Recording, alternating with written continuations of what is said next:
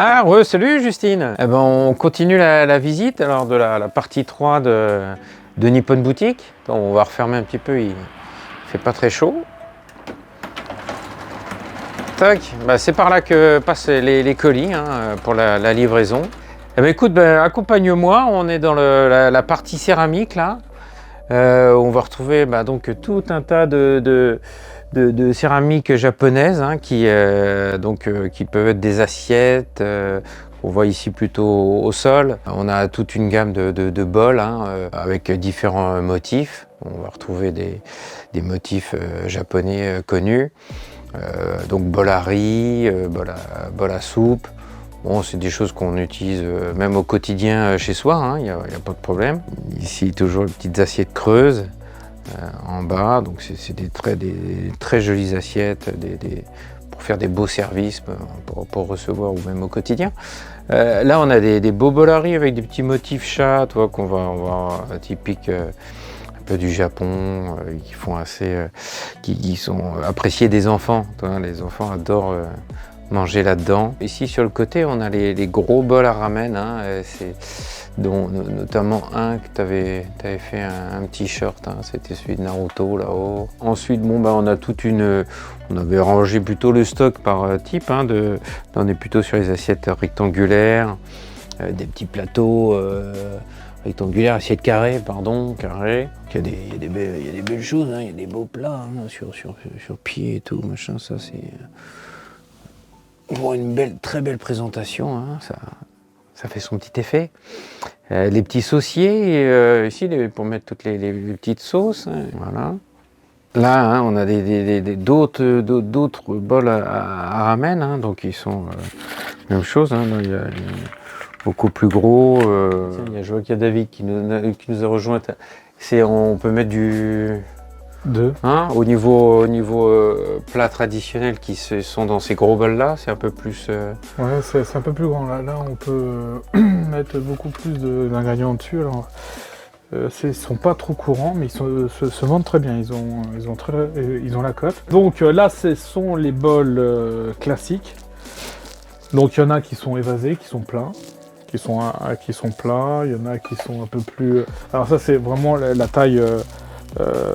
typique européenne, hein. C'est là-dedans que moi personnellement je mange mon petit déjeuner avec mes céréales. C'est pas celui-là? C'est pas celui-là? Non. Celui-là, non, je suis pas très shinobi. Là en bas on a toutes les assiettes. Alors les assiettes rondes, hein, c'est plutôt... cette forme-là, c'est assez traditionnel et contemporaine. Et là, ici, ce sont les assiettes à sushi, typiquement rectangulaires. Et donc là, vous avez les petits bols donburi dans lesquels on met plein de plats. Alors là-dedans, c'est généralement du riz et au-dessus, il y a de la viande, il y a du poisson, il y a du tempura, des gyoza. Là, ici, ce sont des bols à riz avec des petits couvercles là qu'on mange à côté du sushi et puis des petites soupes daishi. Alors ici, ça c'est un produit important là. C'est le suribashi. Suribashi, vous voyez ici là, c'est avec des rainures. C'est pour broyer des aliments et notamment le réfort. Alors celui-là, il est verni, mais normalement, il y en a qui sont pas vernis. Et vous voyez là, bon, je vais pas utiliser le pilon là. Donc ici, ce sont les donabe. Donabe, ce sont des grandes marmites en terre cuite, dans lesquelles on prépare les plats à l'étouffer, notamment la fondue japonaise, sukiyaki. C'est en terre cuite, donc, et là ça va pas sur les plaques à induction, ça va que sur le gaz. Et donc on en a plein de sortes. Ça c'est un produit qui est très tendance, surtout l'hiver, parce que c'est essentiellement l'hiver qu'on prépare ce genre de repas. Ici on a des wok, donc on a de toutes les formes, hein, les wok hein, qui est un ustensile typique de la cuisine asiatique. Alors, ici, on en a plus beaucoup. Donc ça, c'est les poêles pour faire la fameuse omelette tamagoyaki qu'on retrouve sur les sushis et un peu partout dans la restauration japonaise. Donc ici, donc donabe, il y a des plats de présentation, il y a encore des plats pour la cuisson. Ici encore, tout ça c'est en fonte, il y a des petits réchauds et tout ça c'est des ustensiles de cuisine, hein, tels que des belles casseroles qui viennent d'une entreprise très connue au Japon. Donc ce petit espace, hein, on est dans un sous-sol, puis on s'est donc accaparé la moindre pièce pour stocker. Là, on est dans plutôt la gabarit de tasses à thé, hein, voilà, tout ce qui va être pour le thé, la cérémonie du thé. Non, c'est les bols à thé qui sont là-haut.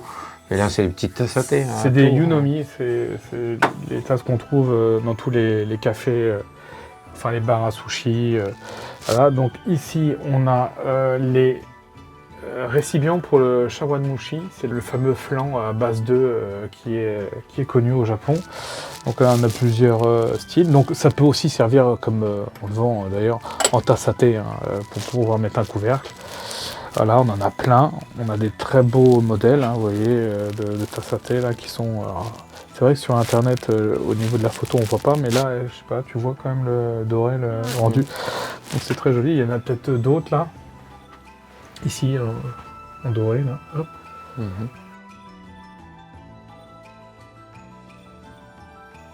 Donc ça, c'est des petits bols à riz. Donc là, avec des motifs très traditionnels, hein, qui ressemblent un peu à la porcelaine Inari. Et ici, on a les verres à soba, c'est pour tremper les nouilles soba de sarrasin dedans. Donc on a tous ces références. Et le reste, c'est encore plein de petites tasses. Là c'est une petite tasse typiquement pour se faire un petit espresso. C'est vraiment de la taille qui est très européenne, hein. Ici, donc là, on est dans les tasses avec anse. Donc ça, c'est pas trop courant au Japon, hein. Ils n'ont pas d'anse, mais là, ici, ils ont fait donc ça, c'est des mugs à bière, hein. On les avait vus, les grands, dans la vidéo numéro 2. Donc, ils commencent à s'y mettre, parce que c'est tellement chaud que c'est bien d'avoir une anse. Ici, c'est tout notre alcool. Donc, des sakés, toutes sortes de sakés. Là, il y a la mune. C'est les fameuses limonades japonaises. Là, c'est tout ce qui est umeshu, à base de prunes, à base de yuzu. Voilà, c'est toutes les liqueurs qu'il y a. Là, on a 2-3 petites références, 2-3 petits whisky, 2-3 petits chouchous. En direct live, nous allons accueillir. Donc, faut pas filmer la tête du monsieur. On lui a pas demandé l'autorisation. Et donc là, tous les jours, il y a quelqu'un qui vient chercher la marchandise. Donc là, aujourd'hui, là, il y a 3 sacs là. Bonjour. Bon, faites pas trop attention, on fait une petite vidéo de présentation de l'entreprise. Ouais. C'est bien. On floutera le... Non, mais Ici, vous pouvez dire le gentil facteur vient. c'est ce qu'on dit. Les colis. Pas de souci, Voilà. hein, il n'y a pas de problème. Donc, hop. Il n'y a pas trouvé le sac aujourd'hui.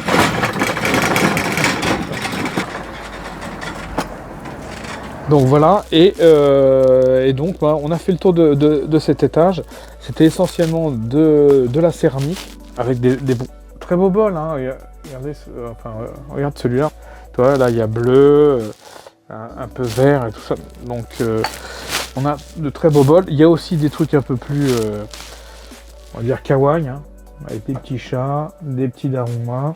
Bon, pour la suite des aventures de Nippon Boutique, hein, n'hésitez pas à vous abonner, à mettre une cloche, un pouce bleu. Et puis à bientôt donc, pour une prochaine vidéo. Salut.